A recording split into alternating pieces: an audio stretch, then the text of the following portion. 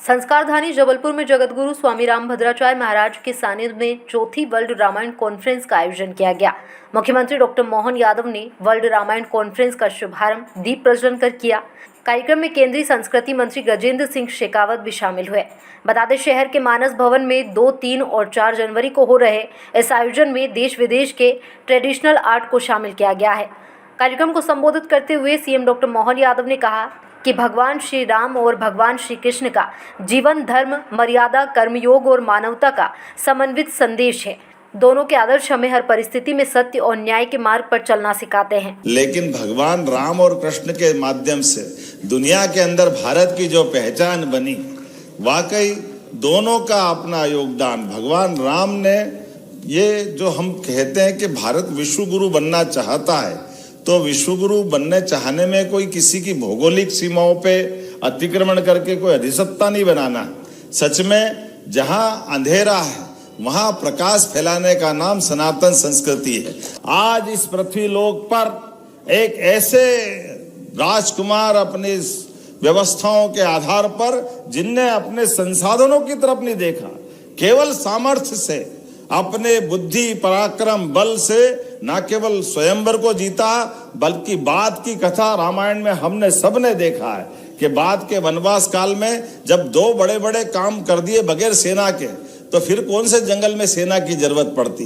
लेकिन भगवान राम का वाकई वो जो दौर है, केवल युद्ध नहीं, मित्रता के लिए भी, मित्रता के लिए, निषाद राज के लिए, सबरी माता के लिए, हम सबके लिए शासक का कितना सुंदर संदेश दिया है कि हमारे लिए सभी, हमारे गिरिवासी, वनवासी, आदिवासी जो भी है, सबको गले लगा सकते। और इतने भगवान राम का, बाप रे, कल्पना करो उस कद में, लेकिन झूठे बेर भी कितने प्रेम से खाते हैं भगवान राम। इसलिए जीवन में मरते मरते भी श्री राम का जो आनंद आता है वो प्रेम का ही तो कारण है, जिसके कारण से अपना जीवन धन्य हो जाता है।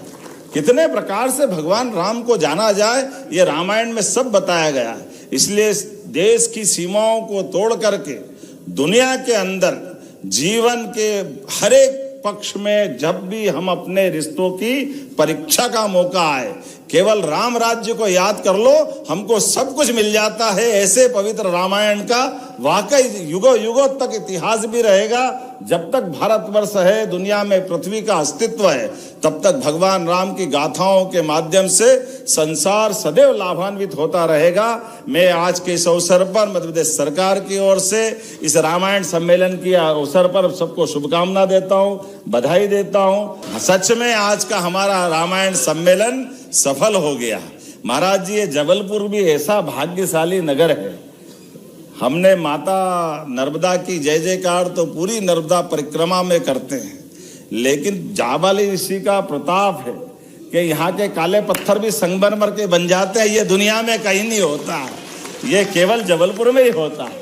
ऐसे उज्जवल धवल मन के चरित्र के पक्के अच्छे भाव स्वभाव वाली इस प्रकृति की लीला में इससे बड़ा प्रमाण क्या हो सकता है। हम सब सौभाग्यशाली हैं। आज का ये पूरा आयोजन हो रहा है। मैं विनम्रता के साथ थोड़ा सा महाराज को सुनकर जल्दी जाने की आपसे अनुमति भी चाहता हूं, और उम्मीद करता हूं कि ये अपना आयोजन अपनी पूरी गरिमा गौरव के साथ धूमधाम से अच्छे से संपन्न होगा। और आपने कहा अगली बार जबलपुर में भी होगा, जहां जहां आप चाहोगे वहां होगा।